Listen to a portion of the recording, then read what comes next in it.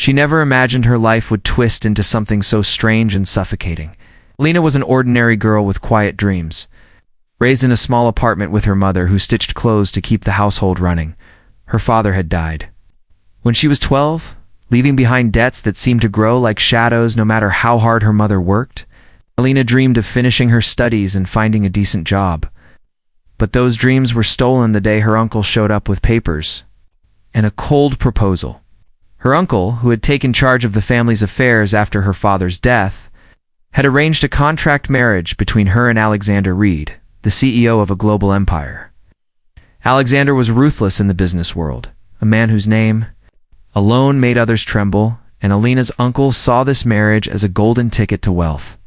But for Alina, it was a cage. She was given no choice. Her mother wept silently as the signatures were placed, and Alina was told that in exchange for this sacrifice, her family would be free from debts forever. So she became a bride not out of love, not out of hope, but out of compulsion, walking down an aisle where every step felt like chains tightening around her ankles.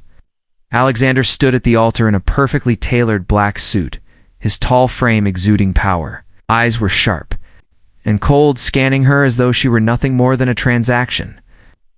He did not smile, not even for the sake of pretense.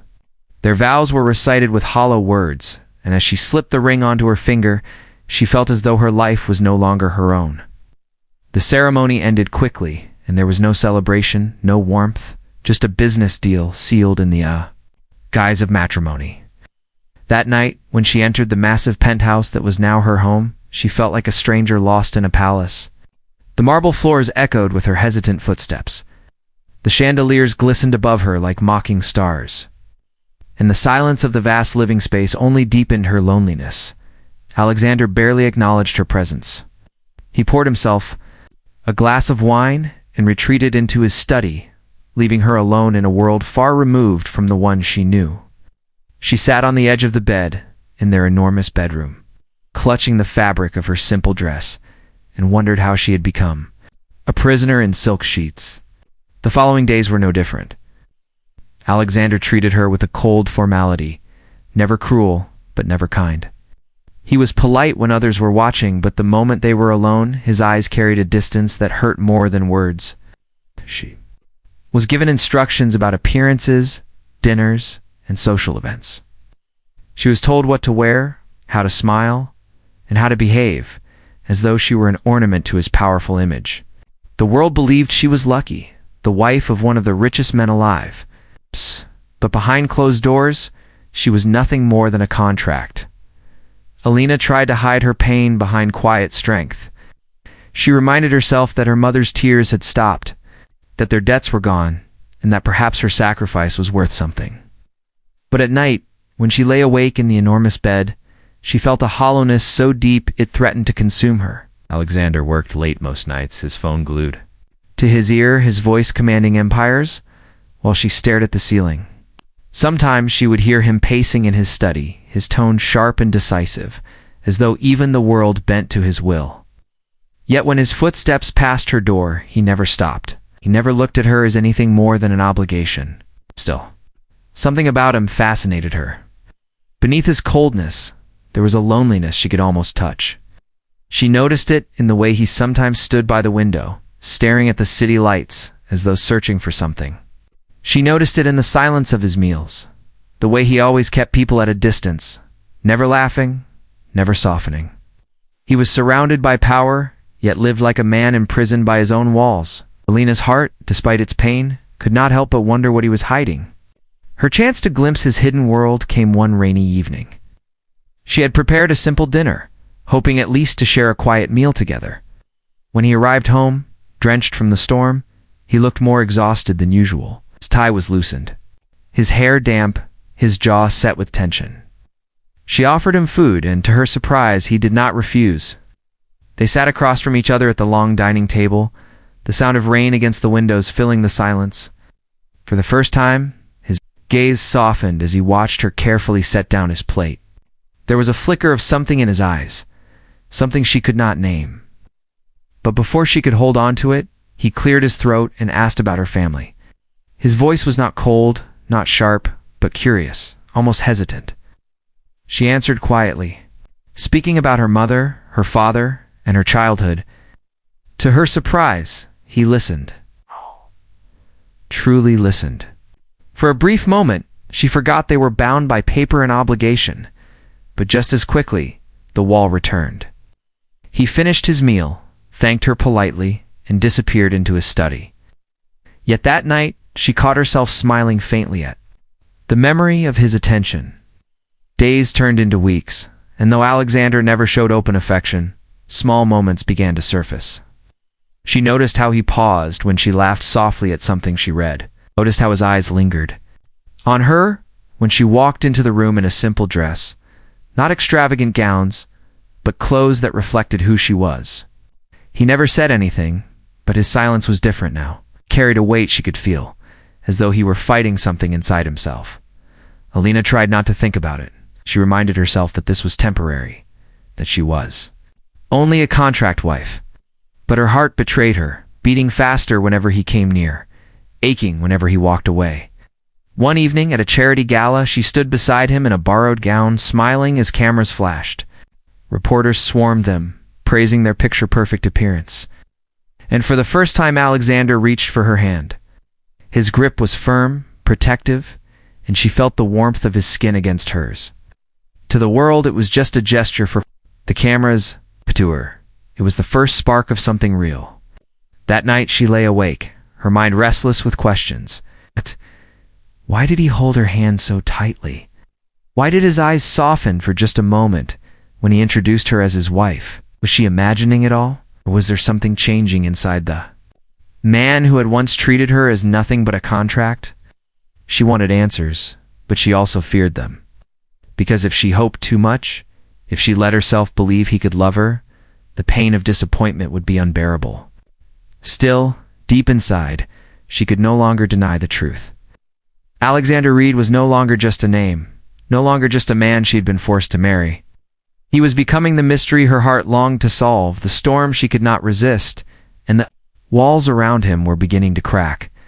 And though she did not know it yet, he was already fighting a battle with himself. A battle between the icy armor he had built and the growing fire he could not extinguish every time his eyes fell on the woman he had promised himself he would never need. The days after the gala became a strange turning point in their fragile relationship. Though neither of them spoke about what had happened, Alina could sense something had shifted. She could feel it in the way Alexander's gaze lingered on her. A little longer than before, as though he were beginning to notice the woman behind the contract and not just the role she was forced to play. Yet he never spoke of it openly, for his pride was a fortress built high and strong around a heart that had long ago sworn never to be touched. No fortress could hide forever from the persistence of kindness. And that was the quiet weapon Alina carried without even realizing it. She was not a woman who tried to impress with wealth or power or manipulation. She was simply herself, a girl with soft eyes who still worried about her mother's health, who still took joy in small things like tending to the flowers on the penthouse balcony or cooking a simple meal when the housekeepers were gone. These things confused Alexander because he was a man who had lived surrounded by people who wanted something from him. Yet here was a woman who gave without asking and who smiled at him even when he offered nothing in return, unsettled him in ways business rivals never could. One evening, he came home earlier than usual and found her in the kitchen humming softly as she kneaded dough, her hands dusted with flour and her hair tied back loosely in a way that revealed the innocence of her face. For some reason, he stood at the doorway, unable to move, his eyes fixed on her, as if seeing her for the first time. She looked up, startled by his presence, before offering a nervous smile and asking if he would like to join her. Though his instinct was to retreat to his study, something in his chest urged him to stay. He nodded and sat at the counter, watching her work. She made him bread and soup, and though it was a simple meal, it was more satisfying than any gourmet dish served at his banquets because it tasted of care. When he told her so, her face lit up in a way that made his chest tighten painfully, as though he had been starving for that smile without knowing it.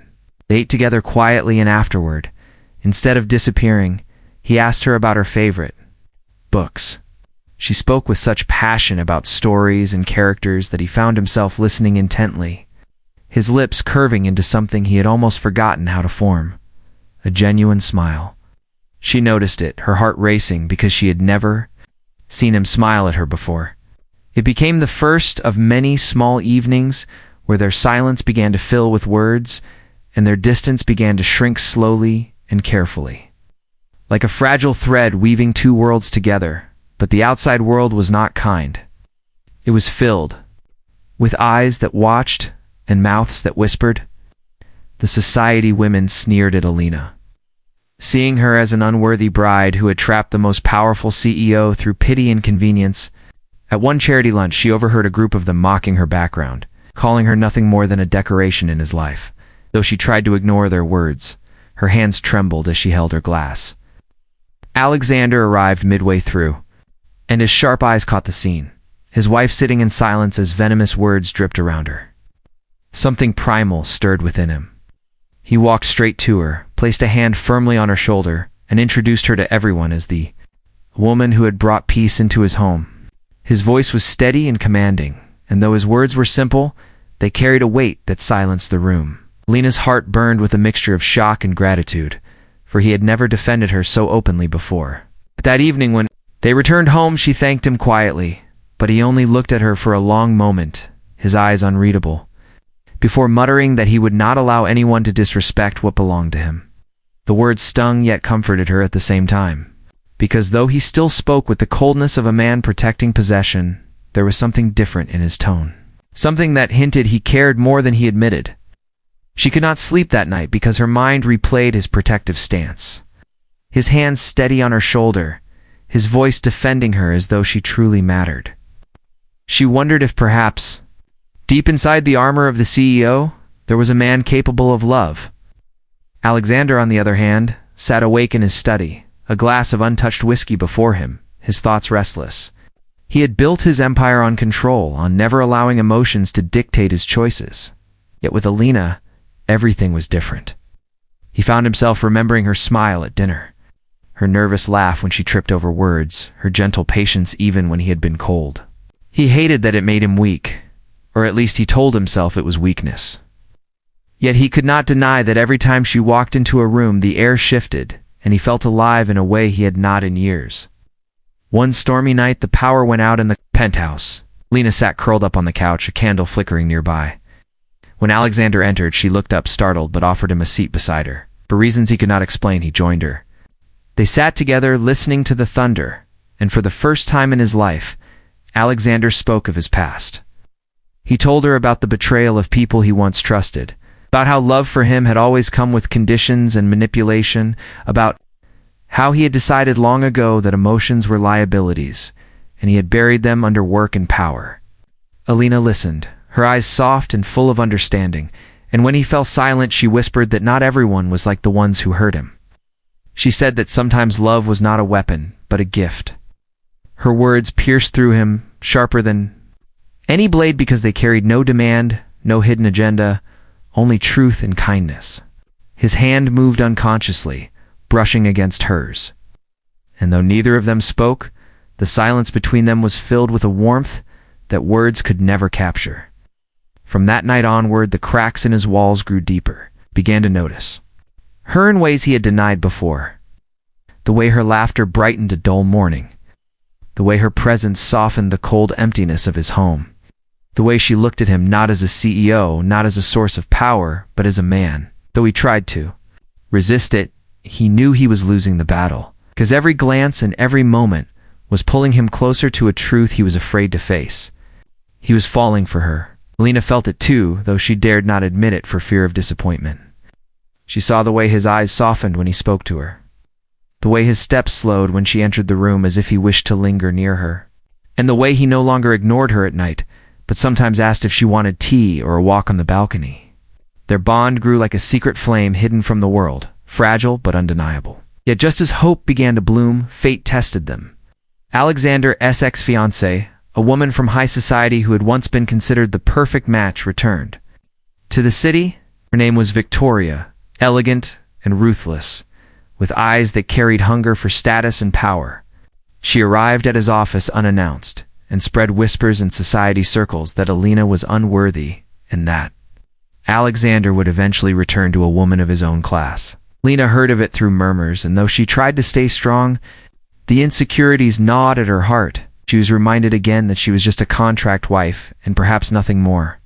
One evening she confronted Alexander, her voice trembling as she asked him if Victoria's words held any truth, if he would one day cast her aside when the contract ended. Alexander stared at her, shocked by the pain in her voice, and though he wanted to answer, his pride tied his tongue. He remained silent, and that silence shattered her heart. She turned away, tears filling her eyes, whispering that she understood she was never meant to be more than temporary. She left the room, leaving Alexander alone with the storm inside his chest. For the first time, he realized the depth of his feelings and the cost of his silence. He wanted to chase after her, to tell her she was wrong, but years of pride and fear chained him to his spot. Yet in that moment, he knew one thing, with a clarity that shook him. He could not lose her. Somewhere along the way, the contract had turned into something he had never planned for, something he could no longer deny. He was addicted to her presence, to her warmth, to the way she made him feel alive. He would have to decide whether to keep hiding behind his pride or break the chains that bound him to a loveless existence. For without her, life was nothing more than an empty empire.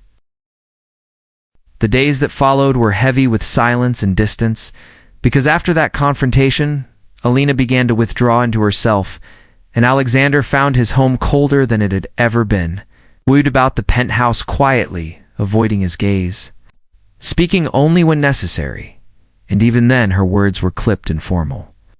It tore at him more than he had expected because he realized he had grown used to her voice filling the space, to her presence, softening the edges of his world. Without it, the silence became unbearable. He told himself 1,000 times to go to her, to explain, to confess, but the fear of rejection held him back. He had never needed anyone in his life, never depended on affection, yet now the thought of losing her made him feel powerless. Alina, meanwhile, lay awake most nights staring at the ceiling and fighting her own heart. She had promised herself not to fall for him, not to believe in something fragile like love when she was only there because of a contract. Yet his small kindnesses, his moments of warmth, and the way he had protected her against the world had broken through her defenses. She loved him. But she also believed he would never love her back.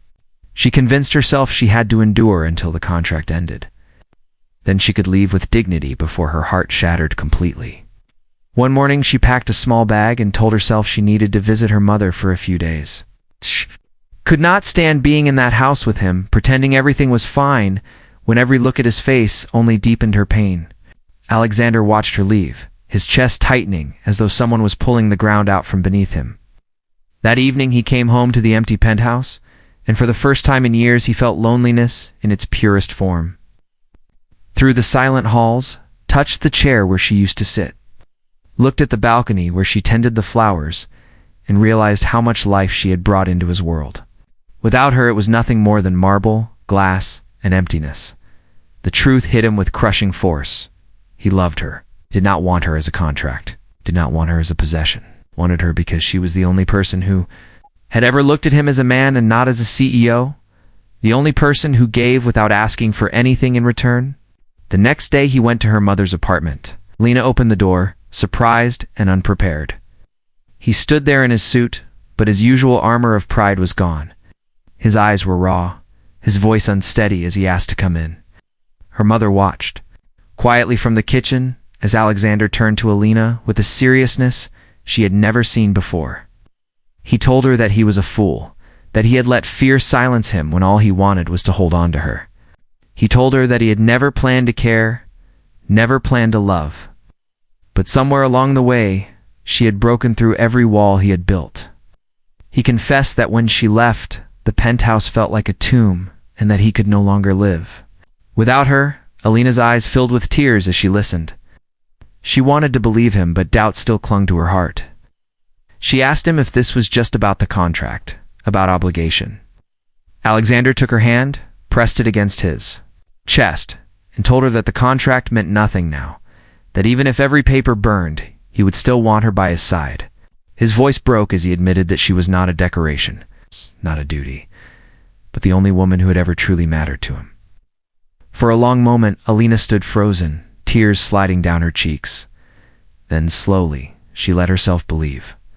She stepped into his arms, and for the first time since their forced marriage, they embraced not as strangers, not as two people bound by paper, but as two souls who had found each other despite the odds. From that day forward, everything changed. Alexander no longer hid behind coldness. He came home earlier to spend time with her.